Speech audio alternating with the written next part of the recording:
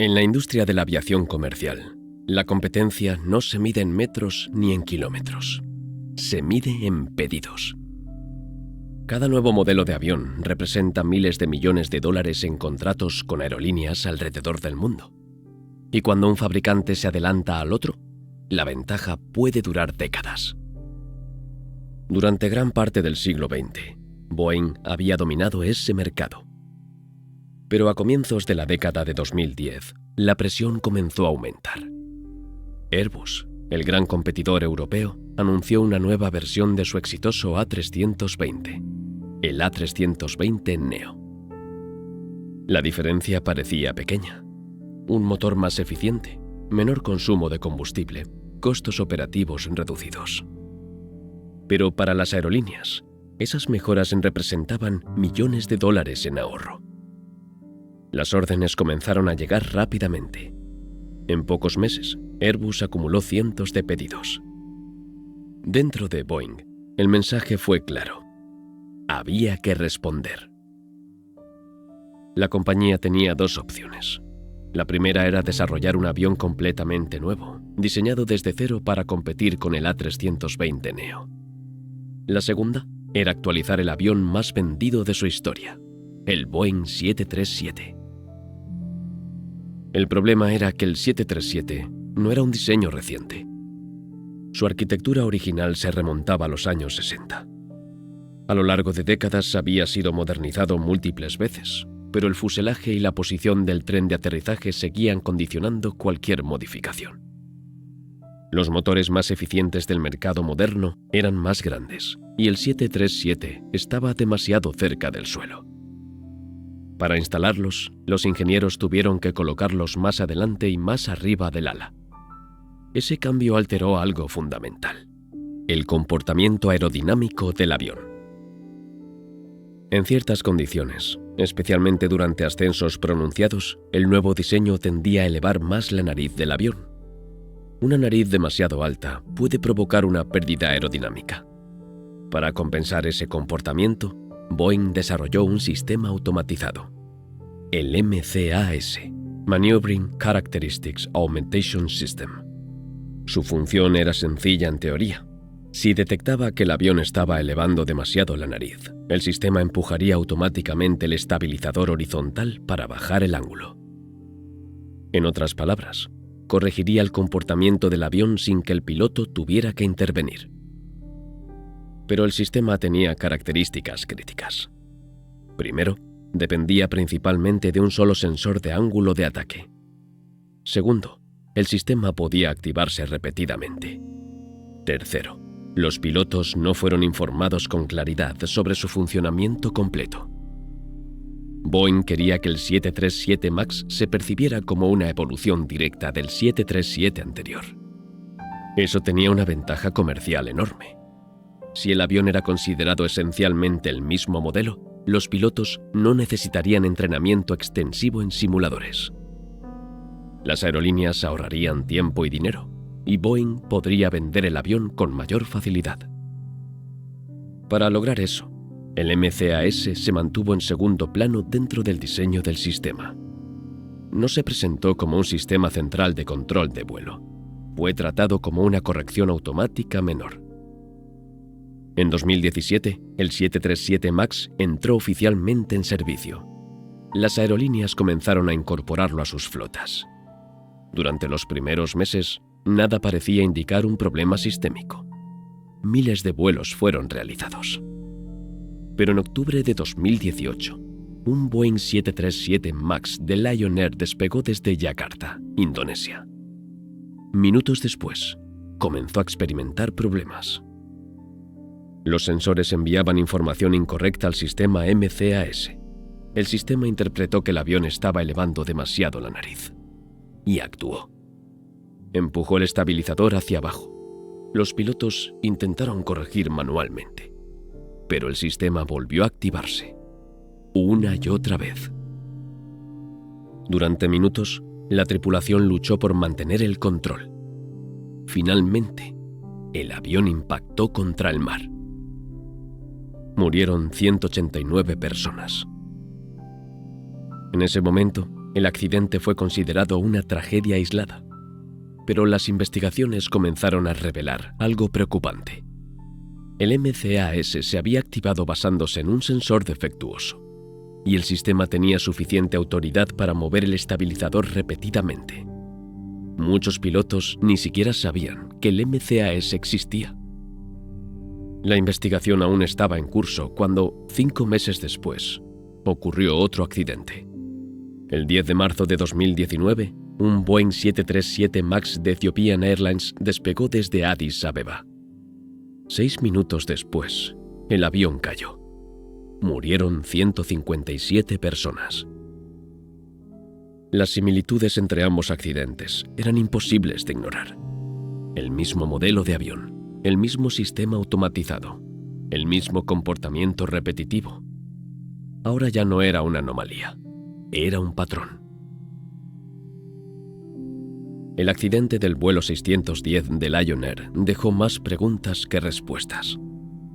El Boeing 737 MAX había estado en servicio menos de un año. Era uno de los aviones más modernos de la flota mundial. Sin embargo, los datos recuperados del registrador de vuelo mostraban algo inusual. Pocos minutos después del despegue, el avión comenzó a descender de forma repetida. Los pilotos levantaban la nariz. El avión volvía a bajarla. El patrón se repitió más de 20 veces en cuestión de minutos. Para comprender lo que ocurría, los investigadores comenzaron a reconstruir los datos de los sensores. Uno de los sensores del ángulo de ataque había enviado información incorrecta desde el inicio del vuelo. El sensor indicaba que la nariz del avión estaba demasiado elevada. En realidad, no lo estaba. Pero el sistema MCAS no lo sabía. Su diseño dependía principalmente de la lectura de ese sensor. Cuando el sistema detectaba un ángulo elevado, activaba automáticamente el estabilizador horizontal. El estabilizador es una superficie en la cola del avión que controla la inclinación del aparato. Cuando se mueve hacia una posición determinada, empuja la nariz hacia abajo. El MCAS fue programado para actuar de forma agresiva. Podía mover el estabilizador durante varios segundos.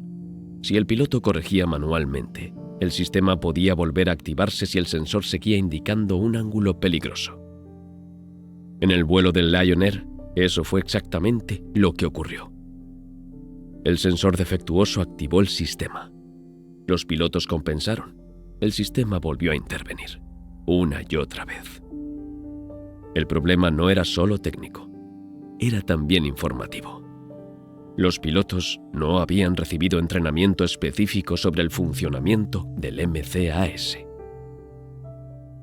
En muchos manuales iniciales del 737 MAX, el sistema ni siquiera era mencionado de forma detallada. Desde la cabina, lo que veían los pilotos era un avión que repetidamente empujaba la nariz hacia abajo. Intentaron aplicar procedimientos estándar para estabilizador fuera de control, pero el comportamiento del sistema era más complejo que un fallo mecánico tradicional. El MCAS seguía activándose. En cuestión de minutos, el avión entró en una trayectoria de descenso irreversible. Cuando impactó contra el mar de Java, el análisis inicial sugirió una combinación de factores: sensor defectuoso, activación automática y dificultad de la tripulación para identificar la causa. Boeing emitió un boletín técnico recordando a las aerolíneas cómo responder ante un estabilizador que se mueve sin comando. Pero el avión continuó volando en todo el mundo. Más de 300 737 MAX estaban ya en servicio. Miles de vuelos se realizaban cada día. 5 meses después, el 10 de marzo de 2019, el vuelo 302 de Ethiopian Airlines despegó desde Addis Abeba con destino a Nairobi. A bordo viajaban 157 personas. Poco después del despegue, los pilotos reportaron dificultades para controlar el avión. Los datos de radar mostraron un perfil de vuelo irregular. Ascensos bruscos seguidos de descensos pronunciados. La tripulación solicitó regresar al aeropuerto, pero no tuvieron tiempo. 6 minutos después del despegue, el avión impactó contra el terreno. Cuando los investigadores compararon los datos de ambos accidentes, el patrón volvió a aparecer. Sensor de ángulo de ataque defectuoso. Activación repetida del MCAS. Movimiento del estabilizador. Intentos de corrección por parte de los pilotos. Las similitudes eran demasiado precisas para ser coincidencia. En cuestión de días, varios países comenzaron a reaccionar. Primero China, luego Indonesia, luego la Unión Europea. Las autoridades aeronáuticas comenzaron a prohibir temporalmente la operación del 737 MAX en su espacio aéreo. La presión aumentó rápidamente. Durante varios días, Estados Unidos fue uno de los últimos países en mantener el avión en servicio. Finalmente, el 13 de marzo de 2019, la Administración Federal de Aviación ordenó la suspensión global de operaciones del Boeing 737 MAX. Más de 300 aviones quedaron en tierra. Era una medida sin precedentes para un modelo tan reciente. La industria aeronáutica entraba en una fase de incertidumbre. Las preguntas ya no eran solo sobre el sistema MCAS, también sobre el proceso de certificación. ¿Cómo había sido aprobado un sistema que dependía de un solo sensor? ¿Por qué los pilotos no habían recibido información completa sobre su funcionamiento? ¿Y qué tipo de presión había existido durante el desarrollo del avión? El Boeing 737 MAX, que había sido diseñado para competir rápidamente con Airbus, ahora se encontraba en el centro de la mayor crisis de seguridad aeronáutica del siglo XXI. Cuando el Boeing 737 MAX fue finalmente inmovilizado en marzo de 2019, más de 300 aviones quedaron estacionados en aeropuertos alrededor del mundo. En cuestión de semanas, pistas completas comenzaron a llenarse de aeronaves que no podían volar. Era una imagen inusual. Un avión diseñado para dominar el mercado global estaba ahora detenido por orden de los reguladores. La atención se desplazó rápidamente hacia dos preguntas. La primera: ¿cómo había fallado el sistema MCAS? La segunda, aún más delicada: ¿cómo había sido certificado? Durante años, la Administración Federal de Aviación de Estados Unidos, la FAA, había delegado parte del proceso de certificación técnica a ingenieros dentro de la propia Boeing. Ese modelo de cooperación entre regulador e industria no era nuevo. La aviación moderna depende de una relación estrecha entre fabricantes y autoridades. Pero en el caso del 737 MAX, varios informes posteriores sugirieron que esa delegación había ido demasiado lejos. Algunas evaluaciones críticas del MCAS no fueron revisadas con el nivel de escrutinio necesario. En su diseño inicial, el sistema tenía autoridad suficiente para mover el estabilizador de forma significativa y dependía de la información de un solo sensor de ángulo de ataque. En aviación, la redundancia es una regla básica. Cuando un sistema crítico depende de un único sensor, cualquier fallo en ese sensor puede desencadenar una cadena de errores. Eso fue exactamente el escenario que ocurrió. Las investigaciones revelaron además que el alcance del MCAS había sido ampliado durante el desarrollo del avión. En versiones tempranas del diseño, el sistema tenía una capacidad de corrección más limitada. Posteriormente se aumentó su autoridad para compensar de manera más efectiva las características aerodinámicas del nuevo diseño de motor. Ese cambio alteró significativamente el comportamiento potencial del sistema. Sin embargo, la documentación presentada durante la certificación no reflejaba completamente esa ampliación. Mientras los investigadores reconstruían la secuencia técnica, las consecuencias económicas comenzaron a hacerse evidentes. Las aerolíneas que habían comprado el 737 MAX tuvieron que reorganizar rutas, cancelar vuelos y renegociar contratos. Boeing suspendió temporalmente la producción del avión. Miles de proveedores en la cadena industrial se vieron afectados. El impacto financiero creció rápidamente. Compensaciones a aerolíneas, costos legales, rediseño del sistema, pérdidas de producción. En total, la crisis terminó costando a Boeing decenas de miles de millones de dólares. Pero el impacto no fue solo económico. En Estados Unidos, el Congreso inició audiencias públicas para examinar el proceso de desarrollo y certificación del avión. Pilotos, ingenieros, ejecutivos y reguladores fueron llamados a declarar. Durante esas sesiones surgieron correos electrónicos internos que mostraban tensiones dentro del programa. Algunos empleados expresaban preocupaciones sobre el diseño y la presión para acelerar el proceso de aprobación. En uno de los mensajes, un empleado describía el avión como diseñado por payasos supervisados por monos. La frase se volvió viral. No porque describiera literalmente la ingeniería del proyecto, sino porque reflejaba el clima interno de presión y frustración. Boeing anunció una serie de modificaciones técnicas. El nuevo software del MCAS incorporaría varias correcciones fundamentales. El sistema ya no dependería de un solo sensor. Compararía datos de múltiples sensores antes de activarse. Además, su autoridad para mover el estabilizador sería limitada. Y lo más importante, el sistema no podría activarse repetidamente de la misma forma. También se revisaron los procedimientos de entrenamiento para pilotos. Las aerolíneas debían incorporar sesiones adicionales en simuladores para familiarizar a las tripulaciones con el funcionamiento del sistema. El proceso de revisión tomó casi 2 años. Durante ese tiempo, el 737 MAX permaneció en tierra. En noviembre de 2020, la FAA autorizó nuevamente su operación tras aprobar las modificaciones. Otras autoridades regulatorias alrededor del mundo realizaron evaluaciones independientes antes de permitir su regreso al servicio. El avión volvió a volar. Pero la crisis dejó una huella profunda. Durante décadas, Boeing había construido una reputación basada en seguridad y excelencia técnica. El caso del 737 MAX obligó a la industria a reconsiderar el equilibrio entre innovación, presión comercial y supervisión regulatoria. La competencia entre fabricantes es inevitable. La eficiencia de combustible y los costos operativos son factores decisivos para las aerolíneas. Pero el diseño de un sistema crítico no puede depender únicamente de cumplir con objetivos comerciales. El MCAS fue creado para compensar un cambio aerodinámico específico. La idea en sí no era inusual. Los aviones modernos utilizan múltiples sistemas automáticos para mejorar estabilidad y seguridad. El problema no fue la automatización, fue cómo se implementó.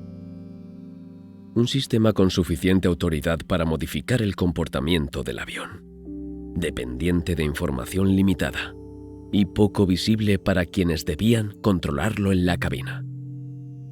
El Boeing 737 MAX volvió a operar. Miles de vuelos han sido realizados desde su retorno al servicio, pero el episodio permanece como uno de los casos más estudiados de ingeniería organizacional en la aviación moderna.